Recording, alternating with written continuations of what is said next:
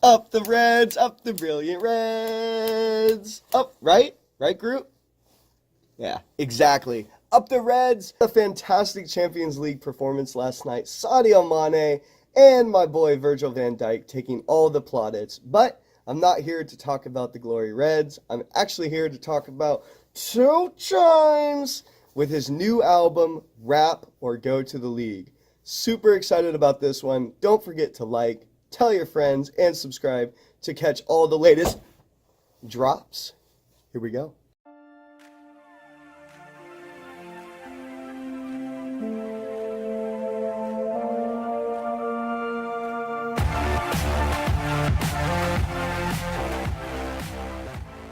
Alright, now with Two Chainz, Rap or Go to the League marks the latest album from the man born Tahid Epps. And with Two Chainz, we all know that infectious groove, energy, and those silly ad-libs are definitely coming. So, the first thing I want to do is explain my anticipation for this album.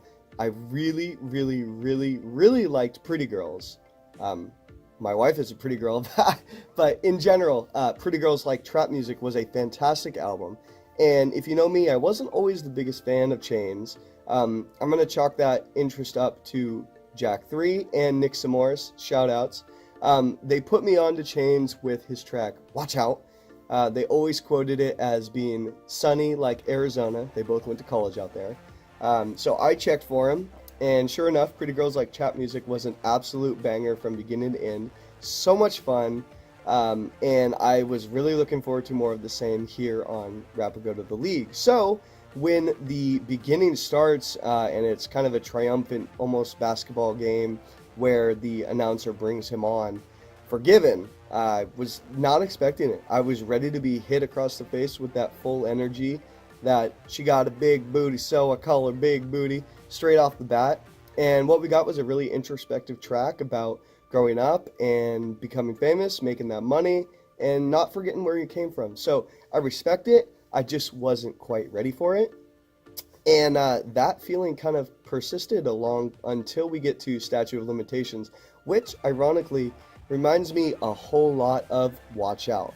Very heavy bass line, stoic piano, very minimalistic, and I loved it. I also love the hook, ex-drug dealer, ex-athlete.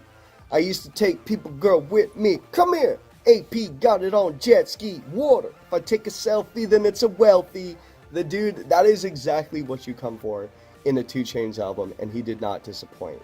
And from there, I felt the album really took off. He had High Top Versace with Young Thug, which is an absolute blast. Whip.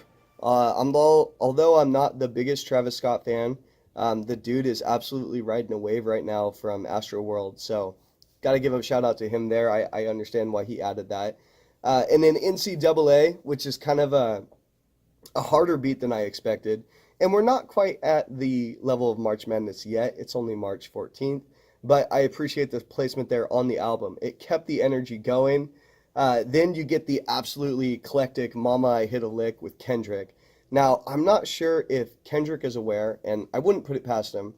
To me, it feels like he's copying Toby and Wigwee's flow. And now I've given Toby mass appeal and mass credit here before.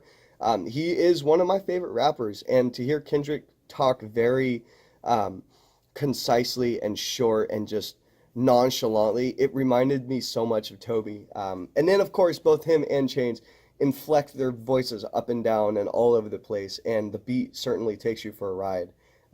So I really enjoyed that. It was cool to hear Kendrick on a Two Chainz song. And then he decides to slow it down a little bit with the Ariana Grande assisted If I Ruled the World. Now, anytime that those words are kind of placed together, I always think about Nas. Nas is kind of the pioneer when it comes to that.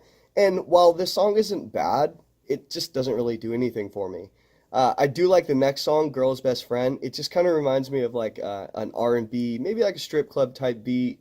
It's just super low-key, laid back, and wants you to kind of get your groove on. From there, there's really only one more banger, and that's the E40 and Lil Wayne assisted $2 Bill. Once again, I liked it, but it wasn't...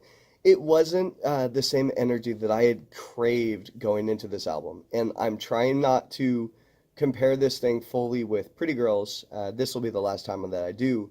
But I felt like Pretty Girls' level was consistent throughout. And this one kind of goes up and down. I mean, you've got the introspective beginning, then you got the banger middle, and then you kind of low key towards the end. It really peters out for me.